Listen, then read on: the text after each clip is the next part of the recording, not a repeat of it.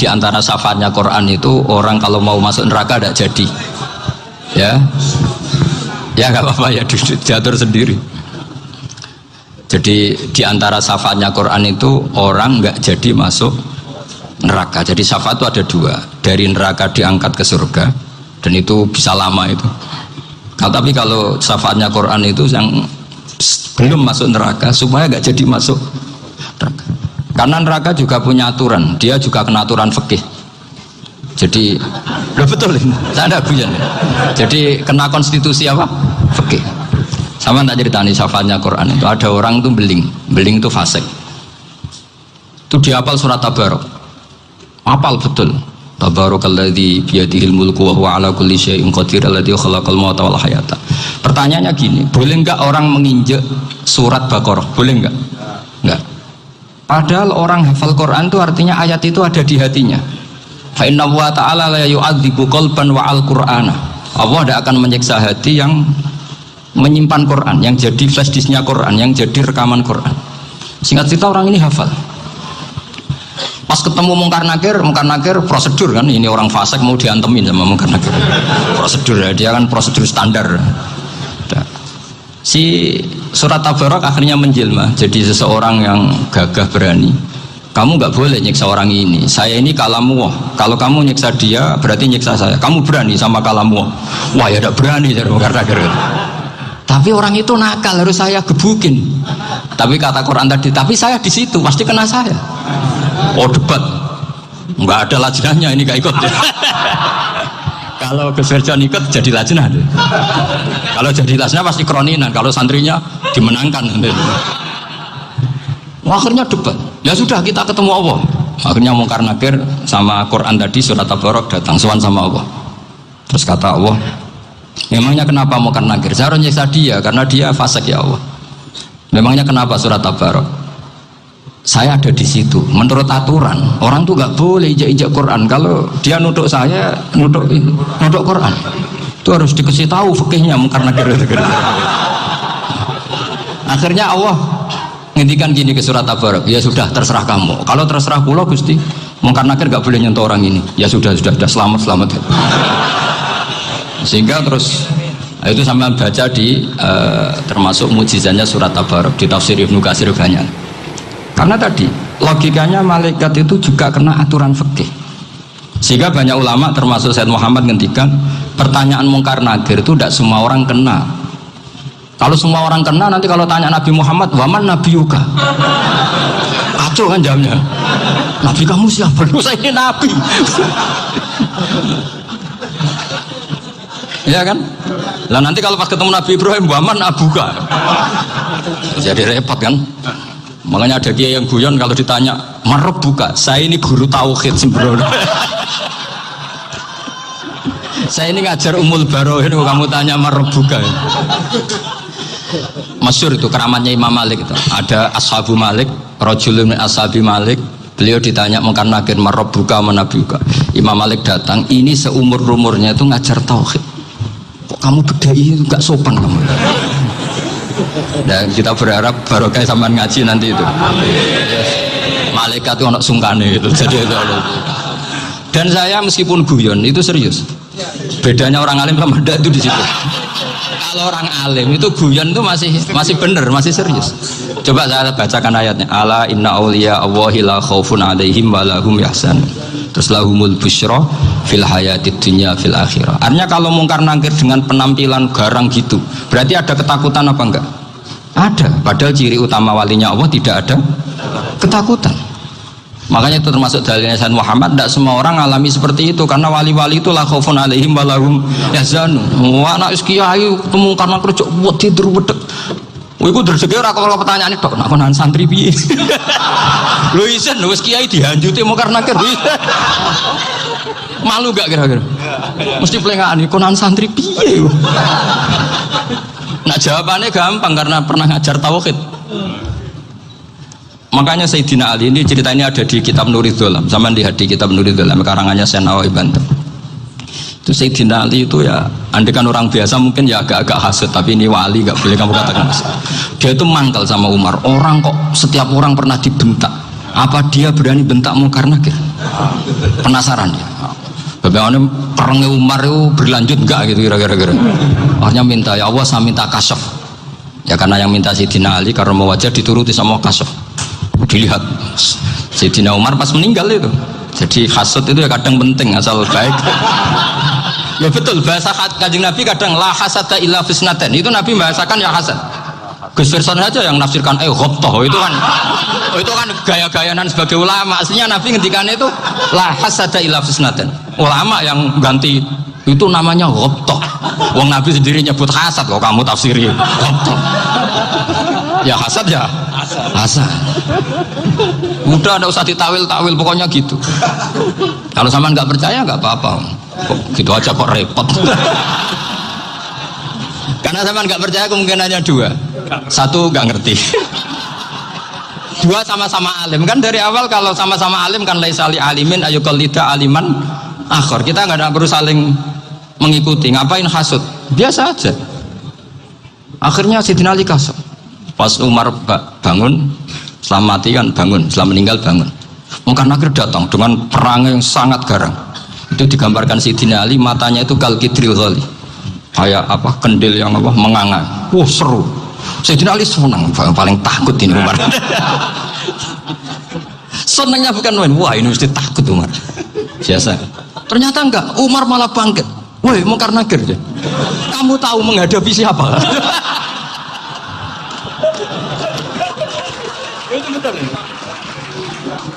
Kamu itu menghadapi temannya ahabbal khalqi ilallah. Yang diandalkan temannya bukan dia. Kamu tahu yang kamu hadapi, saya ini teman kekasihnya Allah. Jadi boleh kamu mengandalkan Mbak Virjon. Tapi nanti risikonya Munkar Nakir tanya, itu Virjon siapa? Wah itu masalah kan. Makanya syaratnya wali itu harus ma'rufun fis sama. Di langit sudah populer. Makanya dulu ada orang yang saking seninya Abdul Qadir ditanya apa saja jamnya Abdul Qadir Al-Jilani, itu aman karena beliau populer. Makanya program kita harus populer dulu di langit. Nah, itu nanti kalau dicatut oleh santri-santri nggak apa-apa. Kalau nggak populer nanti dicatat itu siapa? Masalah ini. Umar itu yang dibanggakan itu, kamu tahu saya siapa? Ya enggak tahu, saya ini temannya kekasihnya Allah. Temannya Muhammad, iya Muhammad Rasulullah. Mikir, waduh repot. Loh, di dunia aja gitu kan, temannya presiden, temannya panglima, apalagi ini temannya Sayyidul Awalin wal Akhirin. Di dunia aja bilang temannya presiden, menteri, orang sudah takut, apalagi ini temannya Sayyidul Awalin. Akhirnya Munkar Nakir terus konfirmasi sama Allah, gimana ya Allah ini ngadepi. Sebetulnya diadalkan itu temannya, bukan dia. Wah, akhirnya sama Allah dibilang, ya bu, ya sama seorang seperti itu bu yang sopan. Terus semenjak itu Munkar Nakir itu nggak selalu berpenampilan seperti itu sangat. Jadi semoga itu konsisten sampai nanti. Jadi kamu kalau ingin nggak takut Munkar Nakir, jadi wali dulu. Karena syaratnya tadi hanya wali sing la khaufun alaihim wa lahum yahzanun lahumul busyra fil hayatid dunya fil akhirah. Jadi orang itu kalau ngaji itu harus khatam. Jangan semuanya kena pertanyaan. Dan kalau semuanya kena pertanyaan nanti repot. Kalau Nabi Muhammad ditanya waman Nabi juga. Nabimu siapa? Lu kan terus jadi aneh. Jadi makanya ngendikane Sayyid Muhammad semua ulama lah, enggak ada am kecuali ditaksis. Kecuali sifatnya Allah, misalnya bikulli syai'in alim, ya benar-benar bikulli syai'in alim. Tapi kalau am semuanya pasti ada taksis, meskipun dalam muhawarah muhadasah biasa. Misalnya contoh gampang, istri kamu baru seneng kamu, mas nak pengen apa-apa itu lapor aku, gak apa-apa mas, mesti aku seneng gak sama lapor. Iku dia pengen wayo, langsung jadi apa wae, mesti apa wae, maksudnya kecuali itu. Gitu. Padahal kalau ngomong, mas sampean ingin apa saja tak dukung, sampean bilang. Pengen ku wayo. Kira-kira disetujui apa enggak? Sama seperti kita kalau punya teman akrab, wah senang omahku gak apa-apa, anggap ya omahmu dewe. Terus mlebu-mlebu kamar. Jadi tidak ada am kecuali di artinya kalau ada cerita bahwa orang mati pasti ngalami ditanya Munkar Nakir, itu pasti ada am yang di persis. Itu pasti juga dialami para anbiya, para ya, karena ciri utama wali itu la khaufun alaihim walahum yahzanun. Kemudian saya yang mau cerita ya, supaya sampean bisa menghadapi dunia global ini, tak bawa tafsir Munir termasuk tadi. Kenapa orang Islam, Rasulullah SAW itu lebih senang kalau yang menang itu orang Nasrani Romawi, ketimbang yang menang itu orang Faris, dalam hal ini ateis. Karena orang ateis itu lebih ngeri. Sebetulnya beberapa penemuan sains, terutama di ilmu medis, itu orang Amerika, kayak cloning. Tapi orang Amerika itu masih dilarang oleh gereja untuk mengaplikasi. Karena nanti bayi cloning itu dipakai suku cadang. Di Amerika masih ditentang oleh fatwa-fatwa agama, baik Islam maupun Kristen. Tapi di Cina itu dipraktekkan, karena nggak ada halangan agama. Di Cina itu biasa ada kondom diolah lagi jadi alat-alat aksesoris. Di Amerika tidak ada, karena masih ada agama, masih ada larangan. Sehingga orang Islam itu lebih takut kalau yang menang itu Persia, karena terus cara berpikir ternyata Tuhan itu tidak ada, langit nggak ada perannya. Jadi ketika yang menang Nasrani masih berpikir itu pertolongan Tuhan, meskipun mungkin cara mengatakan Tuhan beda dengan kita. Tapi ada satu kesamaan bahwa kekuatan samawi itu ada. Jadi disebut ghulibatir rum fi adnal ardi wa hum min ba'di ghalabihim sahlibun. Di sini diterangkan oleh Syekh Nawawi supaya kamu tidak salah paham. Sebetulnya kamu katakan misalnya wah itu paham liberalisme, sebenarnya saya tidak tersiksa. Cuma takut yang mengatakan seperti itu cek goblokir atau ngaji gitu. Itu aja masalah saya. Ini saya baca ini karangannya Syekh Nawawi, karena tadi kata Mbah Firjon ngaji itu harus sama orang yang bersanad. Saya ini kalah sama beliau itu berkali-kali. Secara nasab saya harus manggil Mbah. Secara silsilah ilmu saya juga kalah lagi. Saya sering disewani sama cucu-cucu Syekhona Khalil. Kiai Siddiq itu termasuk murid dekat beliau, Syekhona Khalil. Kalau itu berarti kan Gus Firjon, Ahmad, terus Mbah Siddiq. Mbah Siddiq ngaji Syekhona Khalil. Syekhona Khalil itu pernah ngaji langsung sama Sayyid Zaini Tahlan. Berarti beliau dari Sayyid Zaini Tahlan itu baru generasi kelima. Sementara saya itu sudah ke-7 atau ke-6. Saya, Mbah Mun, Mbah Karim misalnya, Mbah Hashim, Mbah Mahfud Termas, Sayyid Abi Bakar Sato yang ngarangnya Anatul Talibin, baru Sayyid Zaini Tahlan. Berarti saya ke-7, kalah lagi. Tapi untuk jadi wali biasanya cepat saya. Karena syaratnya jadi mbah itu ngalah demi putu. Jadi kalau beliau ngotot, saya dulu Gusti, saya mbahnya. Wah itu mbah yang nggak baik. Berarti jatahnya dikasihkan apa? Cucunya dulu. Makanya Abdul Muthalib itu orang yang dapat wangsit, tapi yang jadi nabi itu cucunya. Jadi dalil saya banyak. Sebenarnya Abdul Muthalib itu sudah sering dapat wangsit. Karena saya bahasakan wahyu, Nabi yang protes, enggak Nabi kok dapat wahyu. Tapi sebetulnya Abdul Muthalib itu masyhur itu. Kalimat-kalimatnya menunjukkan bahwa beliau itu sudah dapat wahyu kalau nanti cucunya itu jadi apa? Nabi. Makanya senangnya bukan main Abdul Muthalib sama Rasulullah. Putu seneng, mbah seneng putu. Jadi mungkin, jadi sampean enggak usah protes loh. Yang jadi wali kok cucunya. Betul. Dulu Mbah Hamid Pasuruan itu kalau Mbah Ahmad Siddiq ke sana, Mbah Hamid Pasuruan kalau manggil Mbah Ahmad Siddiq itu paman. Tapi pamannya minta ijazah ke ponaan. Apa ya gara-gara itu memang. Kalau itu masih berlaku apa? Ngalah tadi. Kayaknya masih apa? Hawannya masih gitu. Hawannya masih. Karena melihat tren-tren langit masih gitu kayaknya masih. Masih itu. Ya. Tapi mbahnya tetap dapat jatah, tenang saja nanti. Tapi memang sebaiknya mbah itu legowo. Rasulullah Muhammad SAW itu terkenal min dzurriyyati Ibrahim. Tapi kata Rasulullah, ana dakwatu Ibrahim wa bisyaratu Isa. Aku nganti ngene iki barokah dongane Nabi siapa? Ibrahim. Jadi dongane Nabi Ibrahim ya tiba teng putu. Jadi banyak bukti bahwa jatuhnya ke putu gitu. Tadi saya di kamar sama beliau berduaan. Nih mbah sing dadi wali di sini, aku webah. Cocokan tadi. Nah kenapa saya akhir-akhir ini gulirkan daftar wali? Kenapa? Saya ini resah ya, orang sudah ingin dicintai pejabat, dicintai tetangga, dicintai teman. Tapi kadang-kadang orang lupa lagi dicintai Allah. Makanya saya meskipun guyon, tapi ini amdan, bukan sahwan. Supaya orang punya cita-cita lagi jadi wali, ingin dicintai Allah. Kita ini terlalu lama ingin dicintai makhluk. Boyau naik kelas sedikit lah. Ingin dicintai Allah Subhanahu wa ta'ala. Meskipun saya guyon, tapi tadi guyon saya tuh lebih serius ketimbang serius Anda. Karena tak pikir, saya tuh kalau pergi itu seneng ngebis, bukan karena saya tidak punya mobil, tapi saya sering mau butuh itu supaya gak diganggu. Karena saya tuh harus punya waktu sendiri. Kalau ngebis kan ketemu orang gak kenal, tapi sekarang ya gak susah, banyak yang kenal. Dan susahnya lagi gak minta ijazah, minta foto. Repot tuh. Mau dibenci itu umatnya Rasulullah Shallallahu Alaihi Wasallam. Mau disetujui itu sanatnya mana? Kalau ketemu orang alim minta apa? Foto. Itu nggak ada sanatnya. Nggak tahu saya itu mazhab dari mana itu. Ya mazhab milenial yang jelas itu kan. Ini tak baca ya biar dapat. Karena ini kenangan saya sama Mbak Ahmad Siddiq. Saya masih ingat betul beliau ngisi khalnya Mbak Abdullah bin Umar, berarti abahnya Mbak Hamid. Karena mbah saya itu Fatimah binti Khalid bin Umar. Kalau Mbak Hamid itu Hamid bin Abdullah bin Umar. Itu saya masih ingat betul zaman itu Mbah Hamid siap khol di Lasem itu rawuh dan saya derek mbah saya karena masih misanan datang ke Lasem.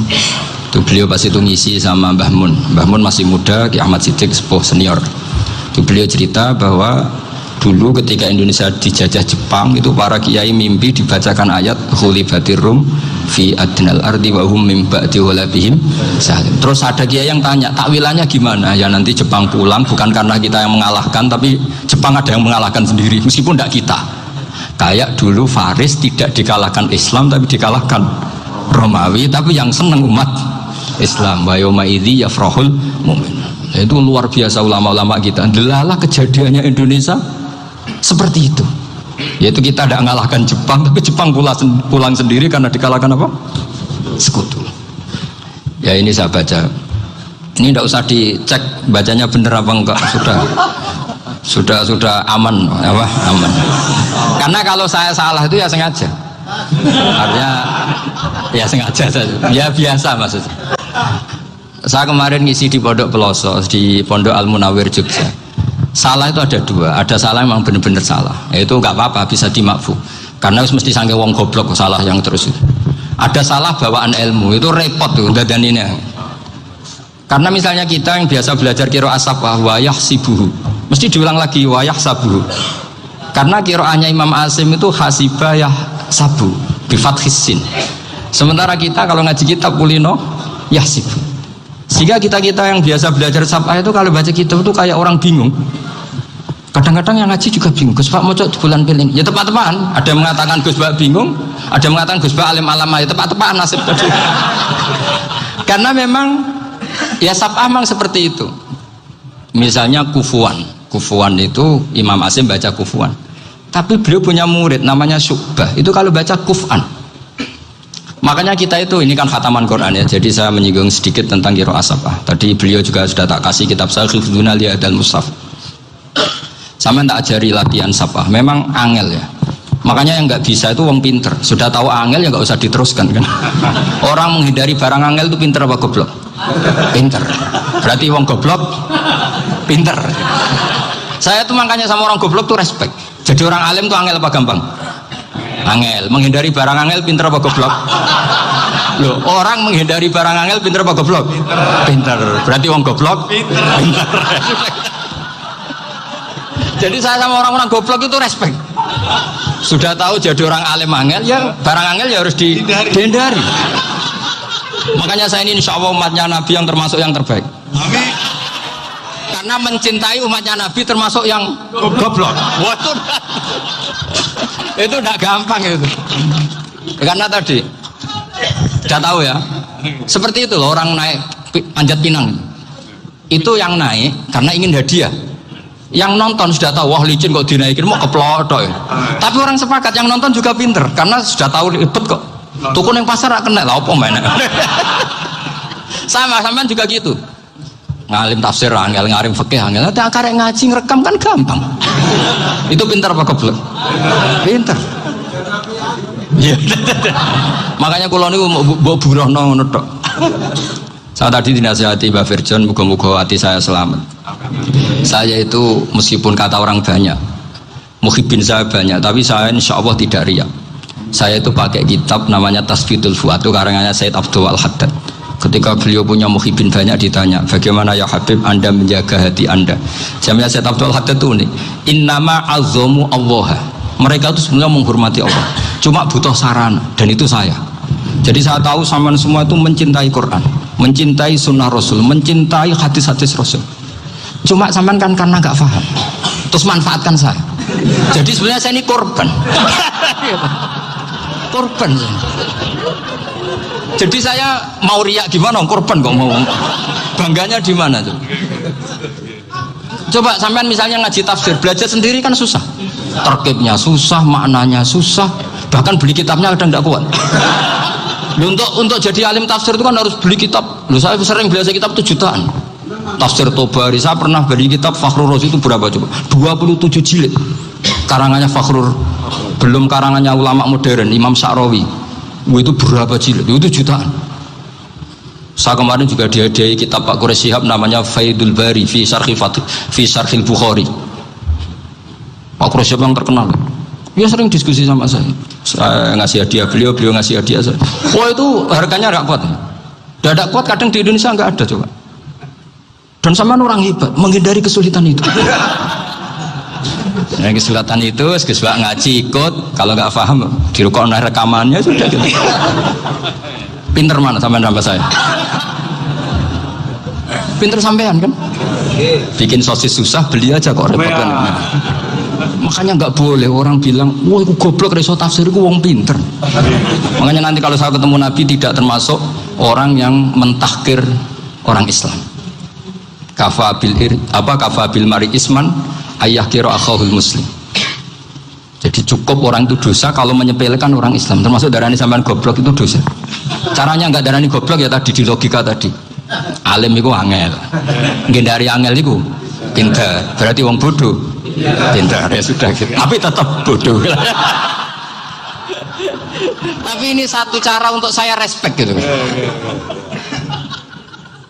Coba orang yang ngaji tafsir saya banyak, mungkin ribuan. Itu sebetulnya mencintai Quran. Karena Quran adalah kitab suci yang panduannya umat Islam. Sangat mencintai Quran. Terus kemudian mereka nggak paham. Terus mencari orang yang memahamkan. Burohno lah cara Jawane ini. Terus keren saya itu di mana coba? Lah terus mereka kurang ajarnya gini, kalau paham itu ya alhamdulillah paham. Kowe nak ngaji Gus wae ngono tok. Tapi nek ora paham, ora nyalano akale. Mari Gus Banan nerangno cepet mulane gak paham. Ora kok nyalano teke sing lelet tuh. Itu kan Masya Allah, naudzubillah. Sebetulnya tingkat kurang ajarnya tinggi sebenarnya. Jadi kalau nggak paham itu kadang nggak nyalahno uteke. Kayak mau misalnya, mau mari mikir aja jelas. Padahal misalnya jelas orang mesti paham, bodoh. Paham ya? Jadi kata Said Abdul Al-Haddad, innama azzamu Allah. Sebenarnya mereka itu sangat menghormati Allah. Makanya kita nggak perlu mengatakan wasilah itu kafir, nggak akan. Karena orang tawasul sama Rasulullah itu ingin dapat ridhonya Allah lewat orang yang dicintai Allah. Kita mencintai wali sebenarnya, wah itu kekasih Allah. Kita mencintai itu karena mencintai Allah. Sama seperti gini, kamu mencintai kangkung apa enggak? Sebenarnya sama sekali enggak. Tapi kamu ingin sehat, ada asupan gizi. Kamu ingin tubuh kamu sehat, butuh asupan gizi. Kemudian kamu makan kangkung. Apa terus kamu cinta kangkung? Kan enggak. Cinta kesehatan kamu sama. Orang yang mencintai saya sebenarnya ingin kepuasan rohani. Saya kan termasuk kiai yang torekonya gampang. Ini swarga kan akhirnya penggemarnya banyak. Coba kalau kamu ini neraka. Wah, jadi sebetulnya Anda mencintai kepuasan Anda sendiri. Nah, saya ini korban. Makanya untuk masuk surga cepat saya. Korban itu cepat. Da'watul mazlum la turaddu. Laisa bainahu wa bainallah hijab. Jadi saya kalau donga langsung seret langit. Karena mazlum. Saya sinau tafsir itu, Mbak, sampean bayangkan ada tafsir itu sudah 27 jilid. Sing ngarang Fakhrur Razi itu buletnya bukan main. Karena dia ahli filsafat. Buletnya Masya Allah. Sudah gitu sinau Jalalain kadang dikomen oleh Sawi. Sudah kita percaya Jalalain jebule dibuli Sawi. Percaya Sawi dikandani, "Oh iku Maliki rasa ribet." Sudah gitu sinau Qurtubi, sinau tafsir Tobari itu susahnya. Belinya susah, belajarnya susah. Padahal saya punya keluarga, punya istri, punya anak. Bayangkan kalau istri saya rewel kayak istri sampai. Wah itu, tapi alhamdulillah enggak. Sama sekali enggak. Allah sudah milihkan, wah ini bahaya kalau punya istri rewel. Imam Sibawai itu kitabnya banyak, tapi yang terbukukan hanya kitab Sibawai. Karena beliau kalau sudah belajar lupa istri. Hanya pas beliau di pasar, kitabnya dibakar semua sama istrinya. Karena dianggap saingannya. Ternyata yang dicerai tidak kitabnya, malah istrinya. Itu Imam siapa? Sibawai. Tapi alhamdulillah kitab saya nggak terbakar, aman. Saya teruskan ya. Jadi untuk menjaga riya dilatih innama azzamu Allah. Sebenarnya mereka itu menghormati, sehingga wasail-wasail itu sebenarnya nggak pernah jadi subjek pelaku utama, enggak. Tetap Allah. Sebab itu kata Sayyid Muhammad, kamu kok mengatakan wasilah itu kafir itu gimana? Ketika innallaha qad ba'atsa lakum taluta malika. Talut itu ya manusia. PD-nya itu apa? Inna ayata mulkihi ayyatiyakumud tabut fihi sakinatum min rabbikum wa baqiyatum mimma taraka ahlu Musa wa ahlu Haruna tahmiluhul malaika. Jadi beliau pede itu kalau bawa sunduk semacam peti sakti, sing di situ ada baqiyatum mimma taraka ahlu Musa wa ahlu Haruna tahmiluhul malaika. Ya kayak semacam jimat. Tapi saya bukan mensyariatkan jimat enggak, karena nanti banyak penjual yang pembohong juga gitu loh. Cuma cerita, kamu tidak usah mengatakan kafir. Dulu Talut PD-nya kalau bawa sunduk semacam peti kesaktian yang di situ ada baqiyatum mimma taraka alu Musa wa alu Haruna tahmiluhul malaika. Sehingga Khalid bin Walid meskipun beliau sahabat dan menyaksikan wajah Rasulullah SAW, itu bawa sya'aratun min sya'aratihi Rasulullah SAW, bawa rambutnya Nabi. Perang kemana-mana itu diletakkan di pecinya. Nanti sama tanya lagi, masa pakai peci Khalid bin Walid itu? Wah panjang, sampai itu repot. Sampai tak warai ngaji usul fikih. Usul fikih itu kalau ngaji itu ada istilah tangkihul manat. Ini mesti ini wilayah yang kita bisa berdebat sama Mbah Firjon. Dulu itu musuh saya karena saya makili Anwar, beliau makili Peloso. Tapi tahu-tahu kalah tua terus saya mengundurkan diri. Di fikih itu ada istilah, ada tangkihul manat, ada tahqiqul manat, ada tangkihul manat. Tangkih itu kira-kira gini, lafadz hadis itu dibuang sekian untuk tahu bahwa itu madarul hukmi. Misalnya gini, tak beri contoh paling gampang. Sama harus paham, kalau nggak paham nggak pinter-pinter. Ja'a a'rabiyun ila Rasulillah sallallahu alaihi wasallam. Ya karena ini menghormati Mbah Ahmad Siddiq, beliau orang alim, jadi ngaji ini tetap ada suasana alim. Ya harus ada suasana alim, nggak perlu jadi orang alim, tadi susah. Sudah ngedari susah itu pintar, sudah itu aja. Jadi orang alim susah, ngedari barang susah pintar, berarti orang tidak alim pintar. Nah, meskipun tetap sudah itu pegangi sampai mati nanti. Loh, jadi orang alim itu repot.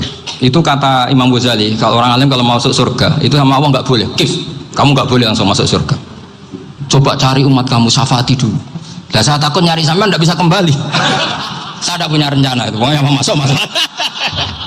Golek sampean kuaduan. Aduan balik raroh dewe, repot nanti saya. Berat jadi orang alim itu berat. Ya saya teruskan ya. Ada tangkihul manat. Ja'a a'rabiyun ila Rasulillah sallallahu alaihi wasallam. Faqala ahlaktu wa ma ahlakaka qal waqa'tu imraati fi nahari Ramadan. Ya cerita, saya ini rusak ya Rasulullah. Kenapa? Karena saya menjima istri saya fina hari Ramadan. Kata Nabi, kamu harus bayar kafarah. Kenapa Nabi kafarah? Puasa 2 bulan. Wong baru 1 hari aja terjadi gitu kok disuruh puasa 2 bulan. Ya tidak kuat ya Rasulullah. Baru berapa hari saya puasa aja kecelakaan seperti itu. Apalagi kalau sampai 2 bulan. Tidak ya Rasulullah. Ya sudah kalau gitu kamu pertama ngasih makan apa? Itku rokobah kan, pertama merdekakan budak. Tapi kan sekarang nggak ada budak, makanya terus sekarang langsung puasa. Wah ini nggak bisa semua. Ya sudah ngasih makan orang 60. Kasihkan siapa ya Rasul? Ya orang fakir. Saya ini paling fakir. Di kampung saya ini orang paling fakir. Jadi mulai dulu orang fakir itu hubungan suami istri itu paling lancar. Mulai dulu. Makanya orang fakir itu anaknya banyak. Karena hiburannya hanya itu. Wong Ramadan aja. Coba mau ke ATM nggak punya uang, mau antri di bank nggak punya, mau apa coba? Itu mulai dulu. Ini sanadnya mutasil. Wah, akhirnya sudah sanksinya kan tadi ya idku raqabah atau puasa 2 bulan berturut-turut atau ngasih makan 60 orang miskin. Lalu kata ahli usul fikih, kata Arabi dibuang, nggak menjadi catatan hukum. Orang kota pun kalau melakukan itu juga kena sanksi yang sama. Imro'atau juga dibuang. Andai kan itu dilakukan untuk amatnya juga ketentuannya sama. Nah sekarang perdebatan antara Imam Syafi'i dan Imam Malik begini. Sekarang pertanyaan gini, jima istri itu hukumnya boleh apa haram? Boleh kan? Lalu kalau ada orang tanpa udzur kemudian makan siang-siang, cara Imam Malik hukumnya sama, harus kena sanksi yang sama. Karena sama-sama hadku hurmati Ramadan bi ghairi udzrin syar'iyyin. Sama-sama merusak hukum Ramadan tanpa udzur syar'. Lo jima itu tidak zina. Kan hukumnya jaiz. Nah, sekarang makan hukumnya jaiz, harusnya juga kena ketentuan yang sama. Cara pikirannya Imam Malik. Nah, alhamdulillah Imam Syafi'i gak setuju. Wah, cara setuju repot. Bahkan orang-orang Syafi'i sudah punya khilaf, kalau gitu minum dulu. Iya, biar kena. Iya, biar iftarnya pakai minum. Setelah minum baru jima kan. Ya. Ini sudah menyiapkan khilafnya. Ini khas Syafi'i ini, bongsong rekayasa hukum. Nanti bisa belajar jauh cara ngakali hukum. Makanya guyonan yang masyhur Gus Dur itu gitu. Ada seorang kiai atau Gus lah, ya punya salah, namanya manusia kan punya salah, entah cangkruk entah apa, pokoknya punya salah. Ada wartawan yang ngiranya semua kiai itu orang suci, sehingga tanya sama Gus Dur, Gus itu ada kiai kok, ya pokoknya salah lah. Tapi jangan bayangkan dosa besar, enggak, kecil-kecil aja. Itu gimana itu? Padahal kiai kan orang suci. Jawabnya Gus Dur lucu. Ya justru yang boleh salah itu para kiai. Kalau kamu nggak boleh. Kok bisa Gus? Karena mereka tahu caranya tobat.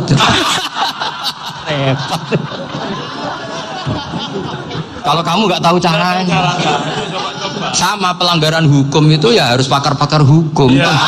Itu yang tahu caranya rekayasa. Kalau kamu ya kena pasal kan ya. Jadi kamu jangan niru saya ini punya sekian cara untuk nah, itu namanya khilaf. Makanya kata Sayyid Muhammad, kamu tidak usah anti khilaf, karena Abu Hanifah itu membolehkan khilaf, kitabul khiyal. Yang penting kamu soleh dulu, setelah soleh nanti Allah maklumi. Soleh dulu, syaratnya soleh dulu. Kalau tidak soleh jangan. Contohnya gini, ada orang mau puasa lemes sekali, mau makan, gampang. Kalau langsung makan kan kayak hadku hormati Ramadan biwiri udrin syariah. Aku langsung mau jembera sowan Mbah Firjon. Sudah status saya apa? Musafir. Ya sudah, berangkat aja sampai Tuban makan. Nanti kalau nggak jadi ya nggak apa-apa, sudah. Mulai pergi sudah musafir. Saya tidak tahu nanti malaikat tertarik ngebuki nggak tahu. Tapi itu ada khilafnya, asal soleh. Karena kata Sayyid Muhammad dan semua kitab mengatakan itu. Kalau sama nggak tahu ya kebablasan. Nabi Ayub, nabi yang terkenal gudikan itu siapa? Ayub ya. Itu yang Israiliyatnya akan seru lah. Gudikan dikukur bek kreweng itu terlalu lah kalau itu. Untuk kreweng konti meneng Arab orang kreweng itu sudah masalah itu. Singkat cerita, Nabi Ayub ketika diasingkan kaumnya itu kan nggak punya sumber makanan. Lah orang lelaki itu mulai dulu egois. Istrinya Nabi Ayub itu cantik sekali, udah cantik, rambutnya bagus. Makanya kamu nggak usah tanya kenapa istrinya kayak banyak yang cantik. Ya nah warasatul anbiya, nggak boleh gitu. Kalau nggak cantik ya warasatul anbiya dari segi balak. Istrinya Nabi itu semuanya cantik. Nggak usah tanya sebabnya apa, pokoknya gitu, semuanya cantik. Singkat cerita, beberapa kali istrinya Nabi Ayub itu kerja demi bisa nafkahi Nabi siapa?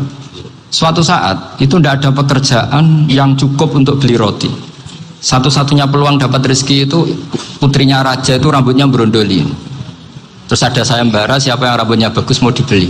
Sampai rambutnya istrinya Nabi Ayub itu dijual. Nabi Ayub tersinggung karena itu mengurangi kecantikan. Jadi lelaki mulai dulu gitu.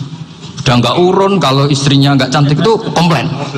Itu khasnya lelaki. Jadi kalau kamu gitu ada sanadnya juga, tenang saja ya. Komplain ya pegawai itu. Saking mangkalnya Nabi Ayub terus ngendikan la adriban naki mi'ata sautin. Kamu akan saya pukuli dengan mi'ata sautin atau dengan 100 cambuan. atau mi'ata dikhtin atau mi'ata apalah sesuai konteks zaman itu. Engko namun pecut tuku konting kok ribet lagi. Singkat cerita, akhirnya ketahuan bahwa istrinya menjual itu demi Nabi Ayub.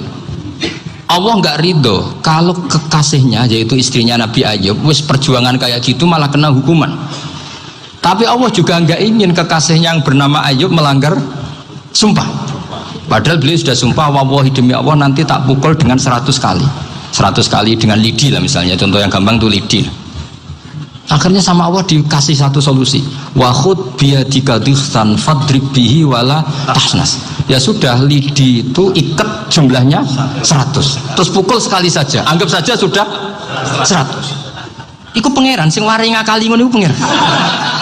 Tapi syaratnya soleh. Syaratnya soleh. Jadi kalau kamu anti khilaf berarti anti ajarannya Allah di ayat itu. Wa khud biyadika dikhsan fadrib bihi wala tahnas. Itu dulu ada, ini cerita di Ithaf, ini cerita terakhir, ini sudah sama, jangan tambah sudah. Terus pengumuman tadi yang nggak pernah sepuh ngutang saya itu haram tadi. Karena tadi saya punya kewajiban di rumah yang bisa menggugurkan ya kewajiban yang lebih besar. Lebih besar itu ya tadi bisa pernah guru, pernah sepuh, yang jelas gak umur sampean menang kabeh tuh, tua serepot itu. Ada raja itu ganteng kaya, senengane nikah perawan cantik. Itu semua kampung mesti kenal. Mungkin digilir atau gimana pokoknya. Suatu saat ada pemuda suka sama perempuan yang di kampungnya, cantik sekali. Kemudian pemuda ini ternyata pekerja di kerajaan itu. Tiap hari ditanya, wah itu yang di kampung yang cantik siapa? Mau saya nikahin gini. Wah bahaya ini saingannya raja. Jadi yang dibidik pemuda tadi itu saingannya si raja ini orang yang namanya raja kan gengsinya tinggi. Kaifatan kihuha wa qad ra'aitu qad qabbalaha rajulun. Kobok nekabi, saya tuh pernah melihat dicium lelaki. Wah, gak mau. Gak gelem, kadang ditambung dengan wakot qabbalaha rajulun. Saya pernah melihat sendiri qabbalaha rajulun, dicium oleh lelaki. Wah, sudah gak minat raja langsung. Gak keren. Suatu saat pemuda tadi nikahi perempuan itu. Rajanya marah, kamu lelaki gak punya harga diri gini. Gak punya selera, gak punya harga diri, sudah pernah dicium orang kok tetap dinikah. Terus bilang ke raja, ta'rif manir rajul, lelaki itu siapa? Abuha. Kamu tahu lelaki itu siapa? Sopo? Abuha. Bapaknya. Saya kan hanya bilang rajulun. Pernah dicium lelaki. Lah pikirannya raja itu lelaki kue-kue ngene iki.